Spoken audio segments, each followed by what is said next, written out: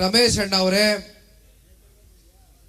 ಮಾಜಿ ಶಾಸಕರು, ಮಾಜಿ ವಿಧಾನ ಪರಿಷತ್ನ ಸದಸ್ಯರಾಗಿ ಅವರ ಕೆಲಸವನ್ನ ನಿರ್ವಹಣೆ ಮಾಡಿರ್ತಕ್ಕಂಥ ಅನುಭವಿಗಳು ಜಿ.ಬಿ. ಶಿವಕುಮಾರ್ ಅಣ್ಣ ಅವರೇ, ಮತ್ತೊಬ್ಬರು ಮಾಜಿ ವಿಧಾನ ಪರಿಷತ್ನ ಸದಸ್ಯರಾಗಿರ್ತಕ್ಕಂಥ ಕೆ.ಟಿ. ಶ್ರೀಕಂಠಣ್ಣ ಅವರೇ, ಅಮರಾವತಿ ಚಂದ್ರಣ್ಣವರು ಹಿರಿಯಕರು ಅವರು ಬಂದಿದ್ದಾರೆ, ಸಿದ್ದರಾಮಣ್ಣವರು ಇದ್ದಾರೆ, ತಿಮ್ಮೇಗೌಡರು ಕೂತಿದ್ದಾರೆ, ಬೂದ್ನೂರು ಸ್ವಾಮಣ್ಣವರು ಕೂತಿದ್ದಾರೆ, ಮತ್ತು ಇತ್ತೀಚೆಗಷ್ಟೇ ನಮ್ಮ ನಗರದ ಅಧ್ಯಕ್ಷರಾಗಿ, ನಗರಸಭೆ ಅಧ್ಯಕ್ಷರಾಗಿ ನಾಗೇಶ್ರವರು ಇತ್ತೀಚೆಗೆ ನೇಮಕಾತಿಯಾಗಿದ್ದಾರೆ.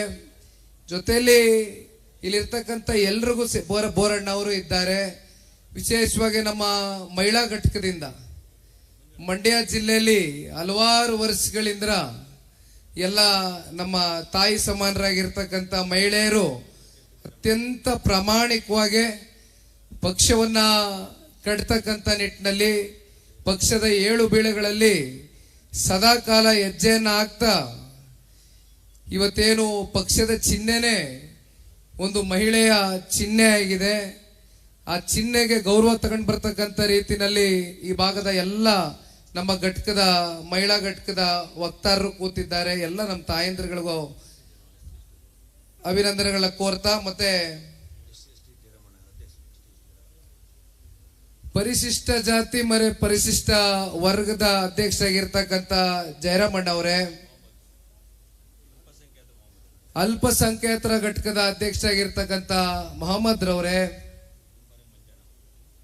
ಮಂಜಣ್ಣ ಅವರೇ, ರವಿ ಅಣ್ಣ ಅವರೇ, ಇಲ್ಲಿ ಈಗ ತಾನೇ ಡಾಲ್ ರವಿ ಅವರು ಬಂದಿದ್ದಾರೆ, ನಾಗೇಶ್ ರವರು ಇದ್ದಾರೆ, ನಾಗೇಶ್ ಅಣ್ಣ ಅವರು ಕೇರ್ಪೇಟೆ ಕ್ಷೇತ್ರದ ಪ್ರಮುಖ ಮುಖಂಡರು, ಮೀನಾಕ್ಷಿ ಪುಟ್ಸಾಮಣ್ಣ ಅವರು ಅಕ್ಕ ಅವರು, ನಗರಸಭೆ ಸದಸ್ಯರು ರವಿ ಅವರು, ಎಲ್ಲ ನನ್ನ ಆತ್ಮೀಯ ನಗರಸಭೆ ಹಾಲಿ ಸದಸ್ಯರು, ಮಾಜಿ ಸದಸ್ಯರು, ತಾಲೂಕ್ ಪಂಚಾಯತಿ, ಜಿಲ್ಲಾ ಪಂಚಾಯತಿ ಹಾಲಿ ಮತ್ತೆ ಮಾಜಿ ಸದಸ್ಯರುಗಳೇ, ಯಾಕೆಂದ್ರೆ ಬಹಳ ದೊಡ್ಡ ದಂಡೆ ಇದೆ ಇಲ್ಲಿ. ವಿಶೇಷವಾಗಿ ಈಗ ತಾನೇ ನಿಮ್ಮೆಲ್ಲರನ್ನು ಕುರಿತು ಕಳೆದ ವಿಧಾನಸಭೆಯ ಸಾರ್ವತ್ರಿಕ ಚುನಾವಣೆಯಲ್ಲಿ ಕೊನೆಯ ಹಂತದಲ್ಲಿ, ಕೊನೆಯ ಕಾಲ್ಗಡದಲ್ಲಿ ಪಕ್ಷ ಹಾಗೂ ಪಕ್ಷದ ವರಿಷ್ಠರು ತಗೊಂಡಂತ ನಿರ್ಣಯಕ್ಕೆ ನಿಮ್ಮೆಲ್ಲರ ಜೊತೆ ಚುನಾವಣೆಯಲ್ಲಿ ಬಹಳ ಲವಲವಿಕೆಯಿಂದ ಹೆಜ್ಜೆಯನ್ನು ಹಾಕ್ತಾ, ಚುನಾವಣೆ ಬಹಳ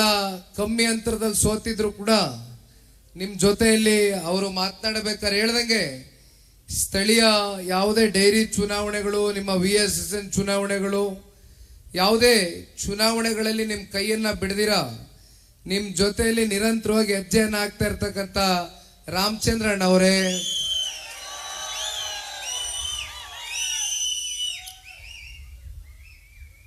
ಜನರೊಂದಿಗೆ ಜನತಾದಳ ಕಾರ್ಯಕ್ರಮ ರಾಜ್ಯ ವ್ಯಾಪ್ತಿ ಈಗಾಗಲೇ ಬಹುತೇಕ ಜಿಲ್ಲೆಗಳಲ್ಲಿ, ಹಲವಾರು ತಾಲೂಕುಗಳಲ್ಲಿ ಮೊದಲನೇ ಹಂತದ ಪಕ್ಷವನ್ನ ಸಂಘಟನೆ ಮಾಡಬೇಕು, ಪಕ್ಷವನ್ನ ಬೇರ್ ಮಟ್ಟದಿಂದ ಕಟ್ಟಬೇಕು. ಮತ್ತೆ ಯಾರ್ಯಾರು ಪಕ್ಷದಲ್ಲಿ ಹಲವಾರು ವರ್ಷಗಳಿಂದ ಸಕ್ರಿಯರಾಗಿ ದುಡಿದಿದ್ದಾರೆ ಅಂತವ್ರನ್ನ ಗುರುತಿಸ್ತಕ್ಕಂಥ ಕೆಲಸ, ಅಂತವ್ರ ಜೊತೆ ನಾನು ಒಂದು ಸಮಾಲೋಚನೆಯನ್ನ ಮಾಡ್ತಕ್ಕಂಥದ್ದು, ಕೂತು ಅವ್ರ ಜೊತೆ ಚರ್ಚೆನ ಮಾಡ್ತಕ್ಕಂಥದ್ದು, ಮುಕ್ತವಾಗಿ ಅವರ ಮನೆಗಳಿಗೆ ಹೋಗಿ ಭೇಟಿ ಮಾಡ್ತಕ್ಕಂಥದ್ದು, ಅವ್ರು ಕೊಡ್ತಕ್ಕಂಥ ಉಪಹಾರವನ್ನ ಸಹಿಸಿ ಅವ್ರ ಜೊತೆನಲ್ಲಿ ನಾನು ಇದ್ದೇನೆ ಅಂತಕ್ಕಂಥ ಆತ್ಮವಿಶ್ವಾಸವನ್ನ ತುಂಬತಕ್ಕಂಥ ಒಂದು ಪ್ರಯತ್ನವನ್ನ ಪ್ರಾಮಾಣಿಕವಾಗಿ ಮಾಡ್ತಾ ಇದ್ದೇನೆ. ಇನ್ನು 3 ವರ್ಷ ಇದೆ ಸಾರ್ವತ್ರಿಕ ಚುನಾವಣೆಗೆ. ಎಲ್ಲರ ಮನಸ್ಸಲ್ಲೂ ಇದೇನು ಇನ್ನು 3 ವರ್ಷ ಚುನಾವಣೆ ಇದೆಯಲ್ಲ, ಜನತಾದಳ ಪಕ್ಷ ಎಂದೂ ಕೂಡ ಚುನಾವಣೆ ಸಮೀಪದಲ್ಲಿ ಸ್ವಲ್ಪ ವೇಗವನ್ನ ತಗೊಳ್ತಕ್ಕಂಥ ಪಕ್ಷ. ಆದ್ರೆ ಈಗಲಿಂದಾನೇ ಬಹಳ ಗಂಭೀರವಾಗಿ ಪಕ್ಷ ಸಂಘಟನೆಗೆ ಸಮಯವನ್ನ ಮೀಸಲಿಟ್ಟು ಪಕ್ಷದ ಎಲ್ಲ ಹಿರಿಯ ಮುಖಂಡರುಗಳ ಆಶೀರ್ವಾದದೊಂದಿಗೆ ಅನೇಕ ಜಿಲ್ಲೆಗಳಿಗೆ ಈಗ ತಾನೇ ಪ್ರವಾಸವನ್ನ ಮಾಡಿ ಮುಗಿಸಿದ್ದೇನೆ. ಇವತ್ತು ವಿಶೇಷವಾಗಿ ನಮ್ಮ ಮಾತೃ ಜಿಲ್ಲೆ. ಜನತಾದಳ ಪಕ್ಷದ ರಾಜಕಾರಣ ಏನಾದ್ರೂ ಪ್ರಾರಂಭ ಆಗಿರ್ತಕ್ಕಂಥ ಜಿಲ್ಲೆ ಈ ರಾಜ್ಯದಲ್ಲಿ ಏನಾದ್ರೂ ಇದ್ರೆ ಅದು ಮೊದಲನೇ ಸ್ಥಾನ ಮಂಡ್ಯ ಜಿಲ್ಲೆಗೆ ಸಿಕ್ಕಬೇಕು ಅಂತಕ್ಕಂಥದ್ದು ಈ ಸಂದರ್ಭದಲ್ಲಿ ಹೇಳಲಿಕ್ಕೆ ಬಯಸ್ತೇನೆ. ನಮ್ಮ ರಾಜಕೀಯದ ಏಳು ಬೀಳುಗಳಲ್ಲಿ ಪಕ್ಷ ಸಂಕಷ್ಟದಲ್ಲಿ ಇದ್ದಂತ ಕಾಲದಲ್ಲಿ ಯಾವತ್ತಿಗೂ ಕೂಡ ಜಿಲ್ಲೆಯ ಜನತೆ ನಮ್ಮ ಚಿನ್ನದಂತ ಕಾರ್ಯಕರ್ತರು ನೀವು ಕೈ ಬಿಟ್ಟಿಲ್ಲ. ಅದಕ್ಕೆ ಉದಾಹರಣೆ ಕಳೆದ 2018ರ ವಿಧಾನಸಭಾ ಚುನಾವಣೆ ಸಂದರ್ಭದಲ್ಲಿ ಅಂದಾನಿ ಅವರು ಮಾತನಾಡಬೇಕಾದ್ರೆ ಹೇಳ್ತಾ ಇದ್ರು, ಹಳೆ ಮೈಸೂರು ಪ್ರಾಂತ್ಯದಲ್ಲಿ ಅತಿ ಹೆಚ್ಚು ಜನತಾದಳ ಪಕ್ಷ ಬಲಿಷ್ಠವಾಗಿ ಇರ್ತಕ್ಕಂಥ ಜಿಲ್ಲೆ ಯಾವ್ದಾದ್ರು ಇದ್ರೆ ಅದು ಮಂಡ್ಯ ಜಿಲ್ಲೆ ಅಂತ. ಅದನ್ನ 18ರಲ್ಲಿ ತಾವೆಲ್ಲರೂ ಸಾಬೀತು ಮಾಡಿದ್ದೀರಿ. ಕುಮಾರಣ್ಣವ್ರಿಗೆ 7ಕ್ಕೆ 7 ಕ್ಷೇತ್ರದಲ್ಲಿ ಶಾಸಕರಾಗಿ ಆಯ್ಕೆ ಮಾಡುವ ಮುಖೇನ ಅವರ ಜೊತೆಯಲ್ಲಿ ವಿಧಾನಸಭೆಗೆ ಕಳಿಸಿ ಅವ್ರನ್ನ ಈ ರಾಜ್ಯದ ಮುಖ್ಯಮಂತ್ರಿಗಳಾಗಿ ಮಾಡಲಿಕ್ಕೆ ಪ್ರಮುಖವಾದಂತ ಕಾರಣಕರ್ತರು ನಮ್ಮ ಜಿಲ್ಲೆಯ ಹಾಗೂ ಜನತೆ ಮತ್ತೆ ನಮ್ಮ ಎಲ್ಲ ನಿಷ್ಠಾವಂತ ಕಾರ್ಯಕರ್ತ ಬಂಧುಗಳು ಅಂತಕ್ಕಂಥದ್ದು ಈ ಸಂದರ್ಭದಲ್ಲಿ ನಾನು ನೆನೆಸ್ಕೊಳ್ಬೇಕಾಗ್ತದೆ. ಮತ್ತೆ ಇತ್ತೀಚೆಗೆ ನಡೆದಂತ 1 ವರ್ಷದ ಹಿಂದೆ ಲೋಕಸಭಾ ಚುನಾವಣೆಯ ಸಂದರ್ಭದಲ್ಲಿ ಕೊನೆಯ ಹಂತದ ತೀರ್ಮಾನ ಎಲ್ಲೋ ಒಂದ್ ಕಡೆ ನಿಮ್ಮೆಲ್ಲರ ಮನಸ್ಸಲ್ಲಿ 19ರ ನನ್ನ ರಾಜಕೀಯದ ಷಡ್ಯಂತ್ರದ ಸೋಲು ಇಲ್ಲೇ ಅಂಬೇಡ್ಕರ್ ಭವನದಲ್ಲಿ ನಿಮ್ ಜೊತೆಗೂಡೆ ಸಭೆಯನ್ನ ಮಾಡಿದ್ವಿ. ಕುಮಾರಣ್ಣವರು ಇದ್ರು, ಎಲ್ಲಾ 7 ತಾಲೂಕಿನ ಪ್ರಮುಖ ಮುಖಂಡರು ಕಾರ್ಯಕರ್ತ ಬಂಧುಗಳು ನೀವು ಅಂಬೇಡ್ಕರ್ ಭವನಕ್ಕೆ ಬಂದಿದ್ರಿ. ಆ ಸಂದರ್ಭದಲ್ಲಿ ನೀವೆಲ್ಲರೂ ಮನಸ್ಪೂರ್ವಕವಾಗಿ ಇಲ್ಲ ನಿಖಿಲ್ ಕುಮಾರಸ್ವಾಮಿ ಒಬ್ಬ ಬೆಳೆಯೋ ಹುಡುಗ ಇದ್ದಾನೆ, ಯುವಕ ಇದ್ದಾನೆ, 19ರಲ್ಲಿ ರಾಜಕೀಯದ ಷಡ್ಯಂತ್ರಕ್ಕೆ ಬಲಿಪಶು ಆಗಿದ್ದಾನೆ, ಆ ಹುಡುಗನನ್ನ ಯಾಗಾದ್ರೂ ನಾವು ಕರೆ ತಂದು ನಿಮ್ಮ ಮೂಲಕನೇ ನಾನು ಉತ್ತರವನ್ನ ಕೊಡಬೇಕು ಲೋಕಸಭೆಗೆ ಅಂತಕ್ಕಂಥದ್ದು ನಿಮ್ಮ ಮನಸ್ಸುಗಳಲ್ಲಿ ಆ ಬಯಕೆಯನ್ನ ಏನಿಟ್ಕೊಂಡಿದ್ರಿ. ಆದ್ರೆ ಅವತ್ತು ನಾನು ಒಂದೇ ಮಾತು ಹೇಳಿದ್ದಣ್ಣ, ಇವತ್ತು ಏನಾಗಿದೆ, ಈ ಪಕ್ಷವನ್ನ ಯಾರಾದ್ರೂ ಕಟ್ಟಬೇಕಾಗ್ತದೆ, ಬೇರ್ ಮಟ್ಟದಿಂದ ಯಾರಾದ್ರೂ ಜವಾಬ್ದಾರಿ ತಗೊಳ್ಬೇಕಾಗ್ತದೆ. ಒಬ್ಬನಿಂದ ಈ ಕೆಲಸ ಮಾಡ್ಲಿಕ್ಕೆ ಸಾಧ್ಯ ಇಲ್ಲ. ಲಕ್ಷಾಂತರ ಜನ ಇವತ್ತು ಇಡೀ ರಾಜ್ಯಾದ್ಯಂತ ಸನ್ಮಾನ್ಯ ದೇವೇಗೌಡರು ಸಾಹೇಬರ ಅಭಿಮಾನಿಗಳಿದ್ದಾರೆ.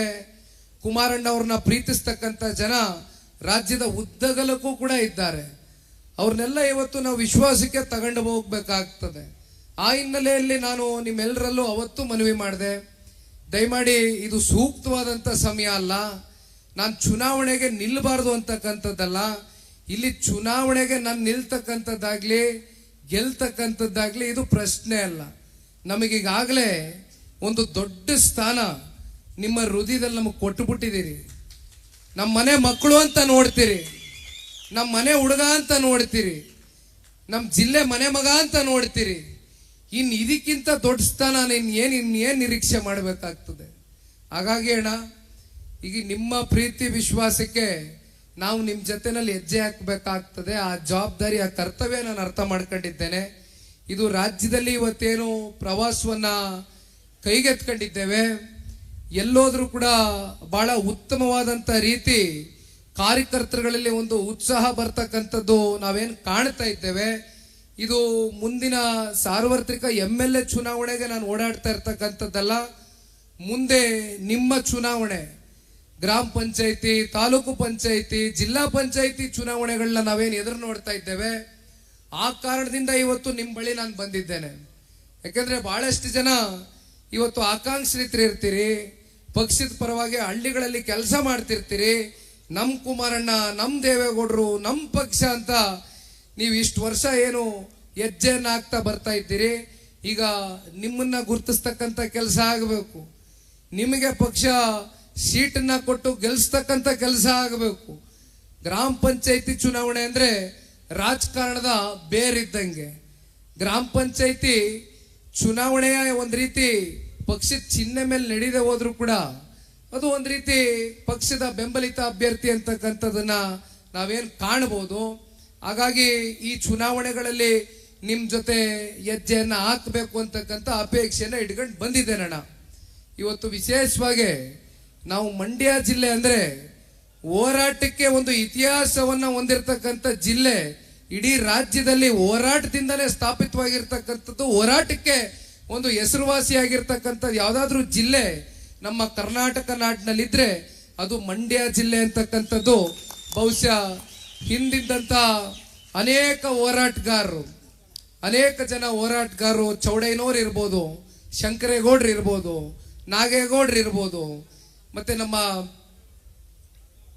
ಮಾದೇಗೌಡರು ಇರ್ಬೋದು, ಈ ರೀತಿ ಅನೇಕ ಜನ ಹೋರಾಟಗಾರರು ಹೋರಾಟದಿಂದನೇ ಮಂಡ್ಯ ಜಿಲ್ಲೆಯಲ್ಲಿ ಗುರುತಿಸ್ಕೊಂಡಿರ್ತಕ್ಕಂಥದ್ದು. ಯಾಕೆಂದ್ರೆ ನಾವು ಯಾವಾಗ್ಲೂ ನೋಡ್ತೀವಿ, ನಾನು ಬಹುತೇಕ ರಾಜ್ಯದಲ್ಲಿ ಹಲವಾರು ಜಿಲ್ಲೆಗಳಿಗೆ ಹೋಗ್ತೇನೆ, ಆದ್ರೆ ಅತ್ಯಂತ ರಾಜಕಾರಣದ ಬಗ್ಗೆ ತಿಳುವಳಿಕೆಯನ್ನ ಇಟ್ಕೊಂಡಿರ್ತಕ್ಕಂಥದ್ದು, ಒಂದ್ ರೀತಿ ಪ್ರಬುದ್ಧತೆಯನ್ನ ಬೆಳೆಸ್ಕೊಂಡಿರ್ತಕ್ಕಂಥ ಜಿಲ್ಲೆಯ ಜನ ಯಾವ್ದಾರ ಇದ್ರೆ ಅದು ಮಂಡ್ಯ ಜಿಲ್ಲೆಯ ಜನ. ಬಹಳ ಹತ್ತಿರದಿಂದ ರಾಜಕಾರಣವನ್ನ ನೀವು ಅರ್ದು ಕುಡಿದು ಬಿಟ್ಟಿದ್ದೀರಿ.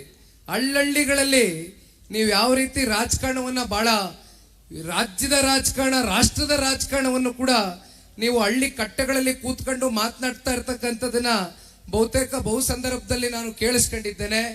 ಹಾಗಾಗಿ ನಾವು ನೋಡಿದ್ದೇವೆ, ನೀವು ಯಾವತ್ತೂ ಕೂಡ ಒಳ್ಳೆಯವ್ರನ್ನ ಕೈ ಬಿಟ್ಟಿಲ್ಲ. ಯಾರು ನಿಜಕ್ಕೂ ಸಮಾಜವನ್ನ ಕಟ್ತಾರೆ, ಸಮಾಜದ ಏಳಿಗೆಗೋಸ್ಕರ ದುಡಿತಾರೆ, ಯಾವತ್ತೂ ಕೂಡ ಅಂತವ್ರ ಕೈ ಬಿಟ್ಟಿಲ್ಲ.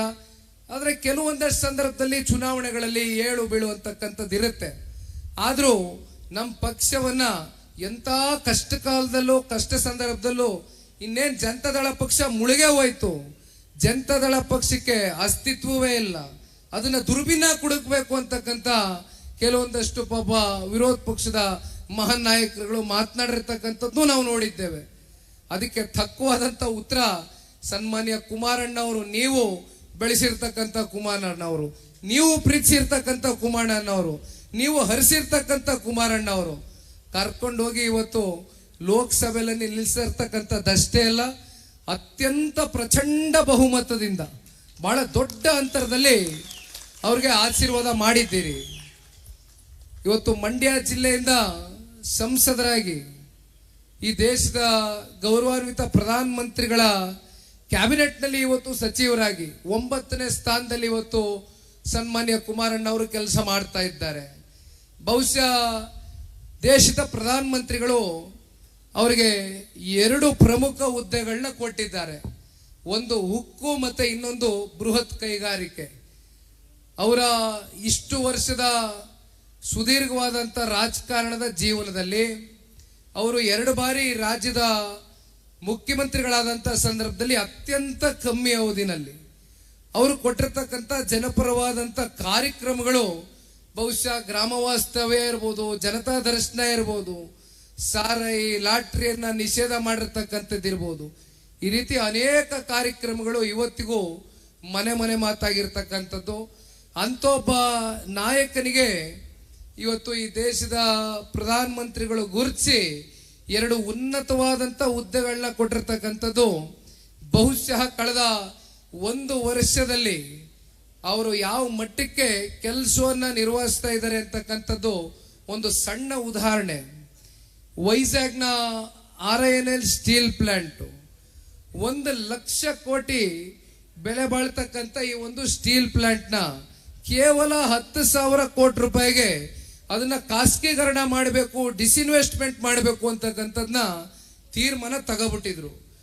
ಕೊನೆಗೆ ಕುಮಾರಣ್ಣ ಅವರು ಹಣಕಾಸು ಸಚಿವರಾಗಿರ್ತಕ್ಕಂಥ ನಿರ್ಮಲಾ ಸೀತಾರಾಮನ್ ರವರ ಜೊತೆಯಲ್ಲಿ ಕೂತು ಆಂಧ್ರದ ಮುಖ್ಯಮಂತ್ರಿಗಳು ಚಂದ್ರಬಾಬು ನಾಯ್ಡು ಅವ್ರ ಜೊತೆ ಕೂತು ಅವ್ರಿಗೆ ಯಾಗಾದ್ರೂ ನನಗೆ ಮೊದಲನೇ ಹಂತದಲ್ಲಿ ಇದಕ್ಕೆ ಚಾಲನೆ ಕೊಡ್ತಕ್ಕಂಥದಕ್ಕೆ ಹಣಕಾಸನ್ನ ಬಿಡುಗಡೆ ಮಾಡಿ ನನ್ನ ಮೇಲೆ ವಿಶ್ವಾಸ ಇಡಿ, 100ಕ್ಕೆ 100 RINL ಸ್ಟೀಲ್ ಪ್ಲಾಂಟ್ಗೆ ಮತ್ತೆ ಒಂದು ಮರುಜೀವ ಕೊಡ್ತಕ್ಕಂಥದಕ್ಕೆ ಪ್ರಾಮಾಣಿಕ ಪ್ರಯತ್ನ ಮಾಡ್ತೀನಿ ಅಂತ ಅವರ ಮನವೊಲಿಸಿ 11,440 ಕೋಟಿ ರೂಪಾಯಿಯಷ್ಟು ಇವತ್ತು ಹಣ ಹೂಡಿಕೆ ಮಾಡಿರ್ತಕ್ಕಂಥ ಸನ್ಮಾನ್ಯ ಕುಮಾರಣ್ಣವರು ಆಂಧ್ರಕ್ಕೆ ಅವರನ್ನ ಆಂಧ್ರದ ಜನತೆ ವೈಜಾಗ್ನಲ್ಲಿ ಅವ್ರನ್ನ ಕರೆಸಿ ಅವರ ದೊಡ್ಡ ಕಟೌಟ್ಗೆ ಹಾಲಿನ ಅಭಿಷೇಕವನ್ನ ಮಾಡಿರ್ತಕ್ಕಂಥದ್ದಷ್ಟೇ ಅಲ್ಲ, ಇವತ್ತು ನನಗೆ MOS ಇನ್ನೊಬ್ರು ಇದ್ದಾರೆ. MOS ಅಂದ್ರೆ ರಾಜ್ಯದಿಂದ ಒಬ್ರು ಮಂತ್ರಿ ಆಗ್ತಾರೆ ಕುಮಾರಣ್ಣನ ಇಲಾಖೆಗೆ. ಅವರು ಆಂಧ್ರದವರು, ಬಿಜೆಪಿಯ MOS ಅವರು ಒಂದು ಮಾತು ನನಗೆ ಮೊನ್ನೆ ಹೇಳ್ತಾ ಇದ್ರು. ಸಾರ್, ನೀವು ಜನತಾದಳ ಪಕ್ಷನ ಕೇವಲ ಕರ್ನಾಟಕಕ್ಕೆ ಸೀಮಿತ ಮಾಡ್ಕೊಳ್ತಕ್ಕಂಥದ್ದಲ್ಲ, ಇವತ್ತು ಕುಮಾರಣ್ಣನಿಗೆ ಯಾವ ಮಟ್ಟಕ್ಕೆ ವೈಜಾಗ್ನಲ್ಲಿ ಮನೆಯಲ್ಲಿ ಚರ್ಚೆ ಮಾಡ್ತಾ ಇದ್ದಾರೆ ಅಂದ್ರೆ, ನೀವು ವೈಜಾಗ್ನಲ್ಲಿ ಒಂದು 10 ಜನ ಕ್ಯಾಂಡಿಡೇಟ್ಗಳನ್ನ ಫೀಲ್ಡ್ ಮಾಡಿದ್ರೆ ಜನ ಸನ್ಮಾನ್ಯ ಕುಮಾರಣ್ಣ ಅವರ ಹೆಸರಲ್ಲಿ ಒಂದು 10 ಜನ ಶಾಸಕರನ್ನ ನಿಮ್ಗೆ ಉಡುಗೊರೆಯಾಗಿ ಕೊಡ್ತಕ್ಕಂಥ ವಾತಾವರಣ ಇದೆ ಅಂತಕ್ಕಂಥದ್ದು ನಮ್ಮ MOS ನ ಮಂತ್ರಿಗಳು ಮೊನ್ನೆ ನಮ್ಗೆ ಹೇಳ್ತಾ ಇದ್ರು. ಯಾಕೆಂದ್ರೆ ಬಹಳ ಜನ ಕುಟುಂಬ ಆ ಒಂದು RINL ಸ್ಟೀಲ್ ಪ್ಲಾಂಟ್ ಮೇಲೆ ಅವಲಂಬಿತರಾಗಿ ಜೀವನ ಸಾಗಿಸ್ತಾ ಇದ್ರು. ಜೀವನೋಪಾಯಕ್ಕೆ ಒಂದು ಮುಖ್ಯವಾದಂತ ದಾರಿ ಆಗಿತ್ತು. ಅಂತವರೆಲ್ಲ ಪಾಪ ಬೀದಿಗೆ ಬಂದ್ಬಿಟ್ಟಿದ್ರು. ಅವ್ರನ್ನೆಲ್ಲ ಗುರುತಿಸಿ ಇವತ್ತು ಕುಮಾರಣ್ಣ ಅವರು ಆ ಸ್ಟೀಲ್ ಪ್ಲಾಂಟ್ ಕುಮಾರಣ್ಣ ಅವರ ಹೆಸರು ವೈಜಾಗ್ ಸ್ಟೀಲ್ ಪ್ಲಾಂಟ್ ಚಾಲನೆ ಮಾಡಿದ ನಂತರ ಮನೆಯಲ್ಲೂ ಇವತ್ತು ಅವರ ಫೋಟೋನ ಇಟ್ಕೊಂಡು ಪೂಜೆ ಮಾಡ್ತಕ್ಕಂಥ ವಾತಾವರಣ ನೋಡ್ತಾ ಇದ್ದೇವಣ್ಣ. ಹಾಗಾಗಿ ಇನ್ನೊಂದು ನಮ್ಮ ಸುರೇಶ್ ಗೌಡ್ರು ಹೇಳ್ತಾ ಇದ್ರು, ಎಲ್ಲ ಎಲೆಕ್ಟ್ರಿಕ್ ವೆಹಿಕಲ್ಗಳು 4300 ಬಸ್ಗಳು ಹೈಯೆಸ್ಟ್. ಮೊದಲನೇ ಹಂತದಲ್ಲಿ 9000 ಬಸ್ಗಳು ಇಡೀ ದೇಶಕ್ಕೆ ಏನ್ ಕೊಟ್ರು. ಅದರಲ್ಲಿ ಏನ್ ಪಾಪ ನಮ್ಮ ಕರ್ನಾಟಕ ರಾಜ್ಯದವರು ಯಾರು ಏನ್ ಕುಮಾರಣ್ಣನ ಹತ್ರ ಬಂದು ನಮ್ಗಿಷ್ಟು ಬಸ್ ಕೊಡಿ, ನಮ್ಗೆ ಅನುಕೂಲ ಆಯ್ತದೆ, ನಮ್ ಜನಕ್ಕೆ ಒಳ್ಳೇದಾಯ್ತದೆ ಅಂತ ಪಾಪ ಯಾರು ಬಂದು ಕೇಳದವ್ರಿಲ್ಲ. ಕುಮಾರಣ್ಣವರು ಮೊದಲನೇ ಹಂತದಲ್ಲಿ ಹತ್ತತ್ರ 50% ಬಸ್ಸು 90,000ರಲ್ಲಿ 4,500 ಇಲ್ಲೇ ಕೊಟ್ಟಿದ್ದಾರೆ ಕರ್ನಾಟಕಕ್ಕೆ. ಈ ರೀತಿ ಸನ್ಮಾನ್ಯ ಕುಮಾರಣ್ಣ ಅವರ ಚಿಂತೆ ಅಣ್ಣ ಒಂದೇ ನಾನು ನಿಮ್ಗೆ ಹೇಳ್ಬಿಡ್ತೀನಿ. ಅವರು ಡೆಲ್ಲಿನಲ್ಲಿದ್ರು, 24 ಗಂಟೆ ಅವ್ರು ಆಲೋಚನೆ ಮಾಡ್ತಕ್ಕಂಥದ್ದು ಮಂಡ್ಯ ಜಿಲ್ಲೆ ಜನತೆ ಬಗ್ಗೆ. ಯಾಕೆ ಇದನ್ನ ಹೇಳ್ತೀನಿ ಅಂದ್ರೆ, ಇತ್ತೀಚೆಗೆ ಸ್ವಲ್ಪ ಅವ್ರಿಗೆ ಆರೋಗ್ಯದಲ್ಲಿ ಏರುಪೇರಾಗಿತ್ತು. ಆರೋಗ್ಯದಲ್ಲಿ ಏರುಪೇರಾಗಿದ್ರು ತಲೆನಲ್ಲಿ, ನಾನು ಮಂಡ್ಯಗೆ ಹೋಗಿ ಭಾಳ ದಿನ ಆಯ್ತು ಕಣೋ, ನಾನು ಮಂಡ್ಯ ಜನಗಳ ಹತ್ರ ಹೋಗ್ಬೇಕು ಕಣಪ್ಪ, ನಾನು ನೋಡ್ಬೇಕು, ಮಂಡ್ಯ ಜನ ನನ್ನ ಅಪೇಕ್ಷೆ ಪಡ್ತಾರೆ, ನನ್ನ ನೋಡಕ್ ಬಯಸ್ತಾರೆ, ನಾನು ಬಹಳ ನಿಮ್ಮ ಹತ್ರದಲ್ಲಿ ಬೆರಿಬೇಕು ಅಂತಕ್ಕಂಥದ್ದು ಪಾಪ ಪ್ರತಿನಿತ್ಯ ಅವ್ರ ತಲೆನಲ್ಲಿದೆ. ಆದ್ರೆ ಒಂದು ಮಾತು ನಾನು ಈ ಸಂದರ್ಭದಲ್ಲಿ ಹೇಳಲಿಕ್ಕೆ ಬಯಸ್ತೇನಣ್ಣ. ಬಹಳ ಜನ ಪಾಪ ಹೇಳ್ತಾರೆ, ಕುಮಾರಣ್ಣ ಅವರು ಏನಪ್ಪ ಕೊಟ್ರು ಕೇಂದ್ರ ಸಚಿವರಾಗಿ ಅಂತ. ಈ ಸುರೇಶ್ ಗೌಡ್ರು ಮಾತಾಡ್ಬೇಕಾದ್ರೆ ಹೇಳ್ತಾ ಇದ್ರು, ಈ ತಂಬಾಕು ಬೆಳೆಗಾರರು ನಮ್ಮ ಹಳೆ ಮೈಸೂರು ಪ್ರಾಂತ್ಯದಲ್ಲಿ ಮೈಸೂರು ಜಿಲ್ಲೆನಲ್ಲಿ ಬೆಳೀತಕ್ಕಂಥವ್ರು ಬೀದಿಗೆ ಬಂದಿದ್ರು. ಅವ್ರು ಬೆಳೆದಂತ ಬೆಳೆ ಖರೀದಿ ಮಾಡ್ಲಿಕ್ಕೆ ಯಾರು ಮುಂದಾಗಿರ್ಲಿಲ್ಲ ಸರ್ಕಾರಗಳು. ಆ ಸಂದರ್ಭದಲ್ಲಿ ಅವ್ರನ್ನ ಡೆಲ್ಲಿಗೆ ಕರ್ಕೊಂಡು ಹೋಗಿ ಒಂದು ನಿಯೋಗವನ್ನ ಕೂರ್ತಿ ಚರ್ಚೆ ಮಾಡಿ ಸಂಪೂರ್ಣವಾಗಿ ಅವ್ರು ಬೆಳೆದಂತ ತಂಬಾಕುವನ್ನ ಖರೀದಿ ಮಾಡ್ತಕ್ಕಂಥದ್ದಕ್ಕೆ ಆದೇಶ ಮಾಡಿಸಿದವರು ಇದೇ ಕುಮಾರಣ್ಣ ಅವರು. ಇತ್ತೀಚೆಗೆ ಮಾವು ಬೆಳೆಗಾರರು ಮಾವನ್ನ ಬೆಳೆದಿ ಬೀದಿಲಿ ರೈತರು ಆಕ್ರೋಶದಿಂದ ಚೆಲ್ತಕ್ಕಂಥ ವಾತಾವರಣ ಸೃಷ್ಟಿಯಾಗಿತ್ತು. ಕೇಂದ್ರದ ಕೃಷಿ ಸಚಿವರು ಶಿವರಾಜ್ ಸಿಂಗ್ ಚೌಹಾಣ್ ಅವರಿಗೆ ಒಂದು ಪತ್ರ ಬರೆದ್ರು. ಅವತ್ತಿನ ದಿನಾನೇ 2 ಕಾಲ್ ಮಾಡಿದ್ರು, ಫೋನ್ನಲ್ಲಿ ಮಾತಾಡಿದ್ರು, ಹೇಳಿದ್ರು, ಕೈ ಜೋಡಿಸಿ ಮನವಿ ಮಾಡ್ತೇನೆ, ನಮ್ಮ ಮಾವು ಬೆಳೆಗಾರರನ್ನ ಉಳಿಸ್ಕೊಡಿ ಸರ್. ನಾವು ಆ ರಾಜ್ಯದಲ್ಲಿ ಇವತ್ತು ರೈತಾಪಿ ವರ್ಗಕ್ಕೆ ನಮ್ಗೆ ಅಧಿಕಾರ ಇದ್ದಂತ ಸಂದರ್ಭದಲ್ಲಿ ಪ್ರಾಮಾಣಿಕವಾಗಿ ಕೆಲಸ ಮಾಡ್ಕೊಂಡ್ ಬಂದಿರೋರು ಉಳಿಸ್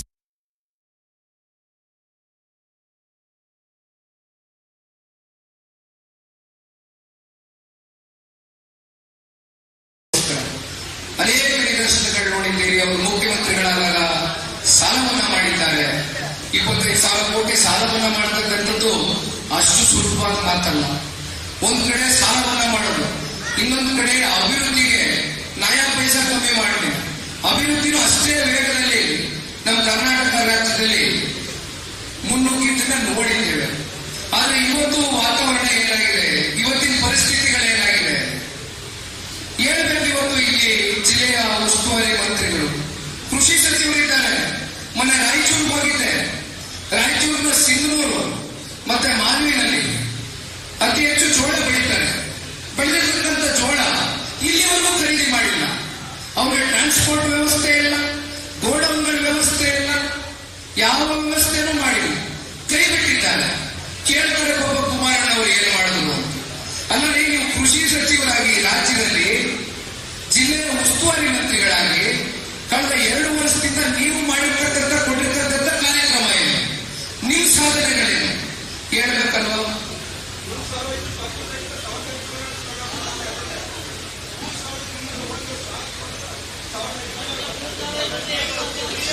ಅರ್ಧಕ್ಕರ್ಧ ಭತ್ತದ ರೇಟು ಕುಸಿದೋಗಿದೆ ಅಂತ ಇಲ್ಲಿರ್ತಕ್ಕಂಥ ನಮ್ಮ ಜಿಲ್ಲೆಯ ರೈತರು ಹೇಳ್ತಾರೆ. 3,200 ರೂಪಾಯಿ ಇದ್ದಿದ್ದು 1,800 ರೂಪಾಯಿ ಕುಸಿದಿದೆ. ಅದೇ ಒಂದು ಸಾಧನೆ, ಇದೇ ಒಂದು ಸಾಧನೆ. ಪಾಪ ಇನ್ನೊಬ್ರು ನಮ್ಮ ಮಂಡ್ಯ ವಿಧಾನಸಭಾ ಕ್ಷೇತ್ರದಲ್ಲಿ ಒಬ್ರು ಲಾಟ್ರಿ ಶಾಸಕರು ಓಡಾಡ್ತಾರೆ. ಏನ್ ಬೇರೆ ಯಾರು ಗಂಡೇ ಇಲ್ಲ, ಮಂಡ್ಯದಲ್ಲಿರೋ ಒಬ್ಬನೇ ಗಂಡು. ಏನ್ ಮಾಧ್ಯಮ ನೋಡ್ಬಿಟ್ರೆ ಎಕ್ಸೈಟ್ಮೆಂಟ್, ಏನ್ ಕವರೇಜ್ ಬರ್ತದೆ, ಬಾಯಿ ಬಂದಂಗೆ ನಾಳೆಗೆ ಲಂಗುಲಗ ಬಂದಿರ ಹುಚ್ಚಪಟ್ಟೆ ಮಾತಾಡ್ತಾರೆ. ಇಲ್ಲಿ ಯಾವುದು ನ್ಯಾಷನಲ್ ಹೈವೇಗೂ ಈ ಮಹಾನ್ ಭಾವನೂ ಸಂಬಂಧ ಏನ್ರಿ? 40 ಕೋಟಿ ರೂಪಾಯಿ ನ್ಯಾಷನಲ್ ಹೈವೇಯಿಂದ ಕೊಟ್ಟಿರ್ತಕ್ಕಂಥ ಕಾಮಗಾರಿಗೆ ಈಗ ಒಂದು ಟವರ್ ಹಾಸೋದು, ಕರ್ಚಿ ಹಾಸೋದು. ಒಂದು ಮಾತು ಕಾಂಗ್ರೆಸ್ನ ನಾಯಕರಿಗೆ ಹೇಳ್ತೀನಿ, ಎಲ್ಲ 6 ಛತ್ರಿ ನಾಯಕರುಗಳಿಗೆ. ಯಾಕೆ ಹೇಳಿ? ಛತ್ರಿ ಅಂದ್ರೆ ಹೇಳಿ, ಅತ್ಯಂತ ಪ್ರಬುದ್ಧರು, ಬುದ್ಧಿವಂತರು, ಒಳ್ಳೆಯವರು ಅಲ್ವಾ? ಛತ್ರಿ ಅಂದ್ರೆ ಅರ್ಥ ಕಾಂಗ್ರೆಸ್ನವರಿಗೆ. ಅದಕ್ಕೆ ಪಾಪ ಮಂಡ್ಯದವ್ರನ್ನ ಛತ್ರಿ ಹೇಳ್ತಾರೆ. ನೀವು ಪಾಪ 6 ಜನ ಶಾಸಕರನ್ನ ಗೆಲ್ಲಿಸ್ಕೊಟ್ರಲ್ಲ, ಇಲ್ಲಿ ನಮ್ಮ ಕಾರ್ಯಕರ್ತರು ಹೇಳಿದಂಗೆ ಪೆನ್ನು ಪೇಪರ್ ನಾಯಕರಿಗೆ ನೀವು 6 ಜನ ಶಾಸಕರು ಗೆಲ್ಸ್ಕೊಟ್ರಲ್ಲ ಸ್ವಾಮಿ, ಮಂಡ್ಯ ಜಿಲ್ಲೆಯ ಮುಕ್ತ ಜನತೆ. ಅದಕ್ಕೆ ಪಾಪ ನಿಮ್ಗೊಂದು ಬಿರುದು ಕೊಟ್ಟವ್ರೆ ನಮ್ಮ ಕಾಂಗ್ರೆಸ್ನವರು, ಛತ್ರಿ ಅಲ್ಲ ಸ್ವಾಮಿ. ನೀವು ಛತ್ರಿ ಅಂತೀರಲ್ಲ ಮಂಡ್ಯದವ್ರನ್ನ ಅಂತ ಮತ್ತೆ ಮರುದಿನ ಮಾಧ್ಯಮದವ್ರು ಪ್ರಶ್ನೆ ಮಾಡಿದ್ರು. ಅದಕ್ಕೆ ಮಾತ್ರ ಛತ್ರಿಗಳಂದ್ರೆ ಪ್ರಬುದ್ಧರು, ಬುದ್ಧಿವಂತರು. ಏನ್ರಿ ಈ ರೀತಿ ನಡ್ಕೊಳ್ಬೇಕಾ? ನಿಜಕ್ಕೂ ಕೂಡ ಅಧಿಕಾರನ ನೋಡಿ ಯಾರಿಗೂ ಶಾಶ್ವತ ಅಲ್ಲ. ಮಂಡ್ಯ ಜಿಲ್ಲೆಯ ಜನತೆ ಅತ್ಯಂತ ಪ್ರಬುದ್ಧರೆ, ಬುದ್ಧಿವಂತರೆ, ಪ್ರಜ್ಞಾವಂತರೆ, ವಿದ್ಯಾವಂತರೆ. ಯಾರನ್ನ ಯಾವಾಗ ಮೇಲ್ ಕೂರಿಸ್ಬೇಕು, ಯಾವಾಗ ಯಾರನ್ನ ಕೆಳಗಡೆ ಕರ್ಕೊಂಡ್ಬಂದು ಕುಂಡ್ರಿಸ್ಬೇಕು ಅಂತ ಎಲ್ಲ ಬಹಳ ಜನ ಅರ್ಥ ಮಾಡಿಕೊಂಡಿದೆ. ಹಾಗಾಗಿ ಈ ದುರಹಂಕಾರ, ದರ್ಪ, ದೌರ್ಜನ್ಯ ಇವೆಲ್ಲವನ್ನ ದಯವಿಟ್ಟು ಬದಿಗಿಡಿ. ಇದು ಬಹಳ ದಿನ ನಡೆಯಲಿಕ್ಕಿಲ್ಲ. ನಾಳೆ ಏನಾದ್ರೂ ವಿಧಾನಸಭಾ ಚುನಾವಣೆ ಘೋಷಣೆ ಆದರೆ ಕಾಂಗ್ರೆಸ್ನ ರಾಜ್ಯದಲ್ಲಿ ದುರ್ಬಿನಾಗಿ ಉಳಿದಬೇಕು. ಕನಿಷ್ಠ ಪಕ್ಷ 150ಕ್ಕೂ ಹೆಚ್ಚು ಸೀಟು ಜೆಡಿಎಸ್ ಬಿಜೆಪಿ ಸೇರಿ ಸಮ್ಮಿಶ್ರ ಸರ್ಕಾರ ರಚನೆ ಮಾಡ್ತಾರೆ. ಯಾವುದೇ ಸಮಸ್ಯೆ ಇಲ್ಲ. ಇದಕ್ಕೆ ಒಂದು ಉದಾಹರಣೆ ಕೊಡ್ತೀನಿ. ಕಳೆದ ಲೋಕಸಭಾ ಚುನಾವಣೆಯಲ್ಲಿ 19 ಜನ ಸಂಸದರನ್ನ ರಾಜ್ಯ ಜನ ಆಯ್ಕೆ ಮಾಡಿದ್ರು. ಅದರ ಮುಂದುವರೆದ ಭಾಗ 151 ವಿಧಾನಸಭಾ ಕ್ಷೇತ್ರದಲ್ಲಿ ಎನ್ಡಿಎ ಅಭ್ಯರ್ಥಿಗಳಿಗೆ ಲೀಡ್ ಬಂತು. ಅಂದ್ರೆ ಇದರಲ್ಲೇ ಅರ್ಥ ಮಾಡಿಕೊಳ್ಳಿ, ನಾಳೆ ಚುನಾವಣೆ ಆದ್ರೆ ಕನಿಷ್ಠ ಪಕ್ಷ 150 ಸ್ಥಾನ ಜನತಾದಳ, ಭಾರತೀಯ ಜನತಾ ಪಾರ್ಟಿಯ ಸಮ್ಮಿಶ್ರ ಸರ್ಕಾರ ಈ ರಾಜ್ಯದಲ್ಲಿ ಮತ್ತೊಮ್ಮೆ ಸನ್ಮಾನ್ಯ ಕುಮಾರಣ್ಣ ಅವರ ನೇತೃತ್ವದ ಸರ್ಕಾರ 100% ರಚನೆ ಆಗ್ತಕ್ಕಂಥದಕ್ಕೆ ಯಾವುದೇ ಸಂಶಯ ಇಲ್ಲ. ಆದ್ರೆ ಒಂದು ನಮ್ಮ ಪಕ್ಷದ ಕಾರ್ಯಕರ್ತರಿಗೆ ಈ ಸಂದರ್ಭದಲ್ಲಿ ಕೈ ಜೋಡಿಸಿ ಮನವಿ ಮಾಡಿದ್ರಣ. ನನಗೆ ಗೊತ್ತಿದೆ ನೀವೆಲ್ಲರೂ ಪಕ್ಷಕ್ಕೋಸ್ಕರ ಸಾಕಷ್ಟು ದುಡಿದಿದ್ದೀರಿ. ಯಾವ ನಿರೀಕ್ಷೆಗಳನ್ನು ಇಟ್ಕೊಂಡಿಲ್ಲ, ಯಾವ ಅಭಿಲಾಷೆಗಳನ್ನ ಕಟ್ಕೊಂಡಿಲ್ಲ. ಆದ್ರೆ ಒಂದು ನಮಗೆ ಅಧಿಕಾರ ಇದ್ದಂತ ಅವಧಿ ಬಹಳ ಕಮ್ಮಿ. ಕುಮಾರಣ್ಣ ಅವ್ರ ಮನಸ್ಸಲ್ಲೂ ಒಂದು ನೋವಿದೆ. ನಾವು ಅಧಿಕಾರದಲ್ಲಿದ್ದಂಥ ಸಂದರ್ಭದಲ್ಲಿ ಪ್ರಾಮಾಣಿಕವಾಗಿರ್ತಕ್ಕಂಥ ಮುಖಂಡರ ಕಾರ್ಯಕರ್ತರಿಗೆ ನಾವು ಯಾವುದು ಅಧಿಕಾರವನ್ನ ಕೊಡಿಸ್ಲಿಕ್ಕಾಗಲಿಲ್ಲ. ಈ ಸಮಾಜವನ್ನ ಕಟ್ಟತಕ್ಕಂಥದಕ್ಕೆ ನಮ್ಮ ಕಾರ್ಯಕರ್ತರಿಗೆ ನಾವು ಯಾವುದೋ ಒಂದು ಒಳ್ಳೆಯ ಹುದ್ದೆ ಅಲಂಕರಿಸತಕ್ಕಂಥ ಕೆಲಸ ಮಾಡ್ಲಿಕ್ಕೆ ಆಗಲಿಲ್ಲ ಅಂತಕ್ಕಂಥದ್ದು ಸನ್ಮಾನ್ಯ ಕುಮಾರಣ್ಣ ಅವ್ರ ಮನಸ್ಸಲ್ಲಿ ಬಹಳ ನೋವಿದೆ. ಆದ್ರೆ ಇವೆಲ್ಲವನ್ನ ಹೋಗ್ಲಾಡಿಸ್ತಕ್ಕಂಥ ದಿನ ಬಹಳ ದೂರ ಇರೋಣ.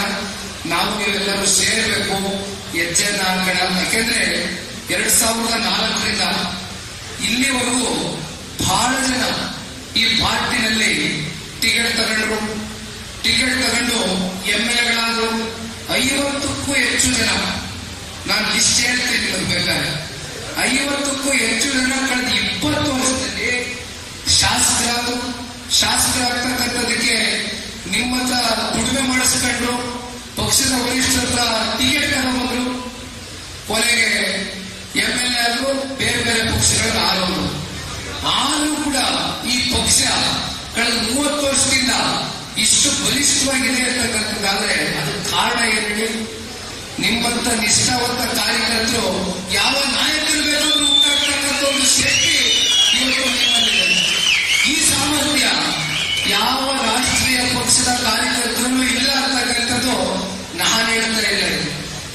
ಬೇರೆ ಪಕ್ಷದಲ್ಲಿ ಕೆಲವೊಂದಷ್ಟು ಶಾಸಕ ಮಿತ್ರರಿದ್ದಾರೆ.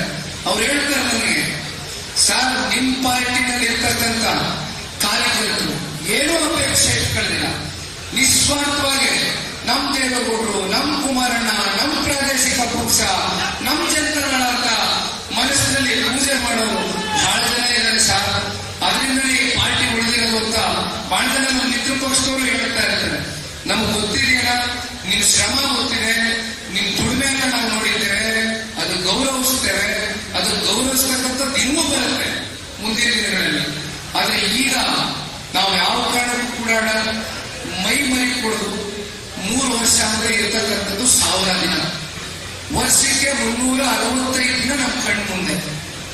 ನಾನಂತೂ ದೃಢ ಸಂಕಲ್ಪ ತಗೊಂಡಿದ್ದೇನೆ, ಯಾವ ಕಾರಣಕ್ಕೂ ನಾನು ಇಟ್ಟಿರ್ತಕ್ಕಂಥ ಹೆಜ್ಜೆ ವಾಪಸ್ ಇಟ್ಕೊಳ್ತಕ್ಕಂಥ ಪ್ರಶ್ನೆ ಇಲ್ಲ. ಬಹಳ ಜನ ಕೇಳಬಹುದು, ಹೇಳ್ತಾರೆ, ಅಯ್ಯೋ ಡಿ ಕುಮಾರಸ್ವಾಮಿ ಅವರು 3 ಸಲ ಸೋತ್ಬಿಟ್ಟವ್ರೆ, 3 ಸಲ ಸೋತ್ಬಿಟ್ಟು. ನಾನು ಚುನಾವಣೆಯಲ್ಲಿ ಗೆದ್ರೆ ಮಾತ್ರ ಸಾರ್ವಜನಿಕ ಬದುಕಲ್ಲಿ ಇರಬೇಕು ಅಂತಕ್ಕಂಥ ನಾನು ಎಲ್ಲೂ ಆಲೋಚನೆ ಮಾಡಿಲ್ಲ. ಇಲ್ಲಿ ಸನ್ಮಾನ್ಯ ದೇವೇಗೌಡರಾಗಲಿ, ಸನ್ಮಾನ್ಯ ಕುಮಾರಣ್ಣವರಾಗಲಿ, ನಾವು ಇಲ್ಲಿವರೆಗೂ ಆಡಳಿತ ಪಕ್ಷದಲ್ಲಿ ಆಡಳಿತ ಅವಧಿಯನ್ನ ನೋಡಿರ್ತಕ್ಕಂಥದ್ದು ಬಹಳ ಕಮ್ಮಿ.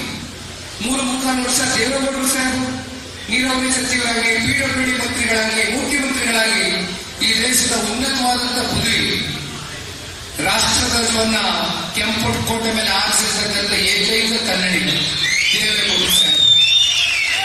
3-3 ವರ್ಷ ದೇವೇಗೌಡರು ಸಾಹೇಬರು. ಇನ್ನ 20 ತಿಂಗಳು, 14 ತಿಂಗಳು, ಈಗ 1 ವರ್ಷ. ಹಾಗಾಗಿ ಇಲ್ಲಿ ಯಾರು ತೃಪ್ತಿಗಿರ್ತಕ್ಕಂಥದ್ದು ಬೇಡ.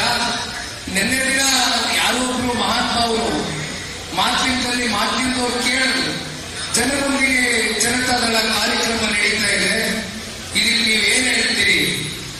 ಅವ್ರ ಪಾಪ ಬಹಳ ಅನುಭವಿಗಳು. ಅವರೊಂದು ಮಾತನ್ನು ಹೇಳಿದ್ರು ಮಾಧ್ಯಮಕ್ಕೆ.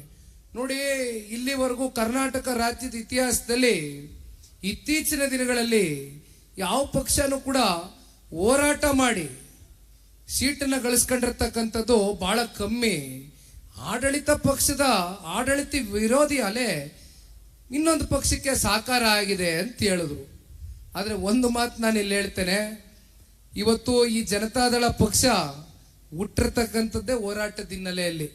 ಹೋರಾಟ ಅಂತಕ್ಕಂಥದ್ದು ಪಕ್ಷದ ನಿಷ್ಠಾವಂತ ಕಾರ್ಯಕರ್ತರ ರಕ್ತದ ಕಣಕಣದಲ್ಲೂ ಇದೆ. ರಕ್ತಗತವಾಗಿ ಸನ್ಮಾನ್ಯ ದೇವೇಗೌಡರು ಸಾಹೇಬರು ನಮ್ಮೆಲ್ಲರಿಗೂ ಹೋರಾಟದ ಕಿಚ್ಚನ್ನ ಎಬ್ಸಿ ಬಿಟ್ಟಿದ್ದಾರೆ. ಯಾವ ಕಾರಣಕ್ಕೂ ನಾವು ಜನಗಳ ಪರವಾಗಿ ಧ್ವನಿಯನ್ನ ಎತ್ತಕ್ಕಂಥದ್ದು ಎಂದೂ ಕೂಡ ಜನತಾದಳ ಪಕ್ಷ ಹಿಂಸರ್ದಿಲ್ಲ. ಅದಕ್ಕೆ ನಾನು ಹಲವಾರು ಉದಾಹರಣೆಗಳು ನಿಮಗೆ ಕೊಡ್ತೇನೆ. ಕುಮಾರಣ್ಣ ಅವರು ಮುಖ್ಯಮಂತ್ರಿಗಳಾಗಿ ಮೊದಲನೇ ಬಾರಿ ಕೆಳಕ್ಕಿಳಿದ ನಂತರ ನಮಗೆ 37-40 ಸ್ಥಾನ ಬಂದಿದ್ರು. ಫಲ ನಮಗೆ ಕಮ್ಮಿ ಸಿಕ್ಕಿರ್ಬೋದು, ಆದ್ರೆ ವಿರೋಧ ಪಕ್ಷದ ಸ್ಥಾನದಲ್ಲಿ ಇವತ್ತು ವಿಧಾನಸೌಧದಲ್ಲಿ ಹೇಳ್ತಾರೆ, ಇವತ್ತು ಕುಮಾರಣ್ಣ ಇಲ್ಲದೆ ಇರ್ತಕ್ಕಂಥ ವಿಧಾನಸೌಧ ಇವತ್ತು ನಿಜಕ್ಕೂ ಕೂಡ ನಾವೆಲ್ಲರೂ ಕುಮಾರಣ್ಣನ ಎಷ್ಟು ಇವತ್ತು ಇಲ್ಲಿ ಕುಮಾರಣ್ಣ ಇರಬೇಕು, ಕುಮಾರಣ್ಣ ಒಬ್ರು ವಿರೋಧ ಪಕ್ಷದ ನಾಯಕರಾಗಿ ಇರಬೇಕಾಗಿತ್ತು ಅಂತಕ್ಕಂಥದನ್ನ ಈಗಲೂ ಕೂಡ ಅವ್ರನ್ನ ನಾವೆಲ್ಲರೂ ಮಿಸ್ ಮಾಡ್ಕೊಳ್ತೇವೆ. ಕುಮಾರಣ್ಣ ಅಂತ ನಾಯಕ ಇರಬೇಕಾಗಿತ್ತು ವಿಧಾನಸೌಧದಲ್ಲಿ ಅಂತಾರೆ. ಕುಮಾರಣ್ಣ ಅವ್ರು ಯಾವತ್ತೂ ಕೂಡ ಗಾಳಿನಲ್ಲಿ ಗುಂಡೊಡಿತಕ್ಕಂಥ ನಾಯಕ ಅಲ್ಲ. ಸುಮ್ಮನೆ ಏನೋ ಮಾತಾಡಬೇಕು ಅಂತಕ್ಕಂಥದ್ದು ಯಾವತ್ತೂ ಮಾತಾಡಿಲ್ಲ.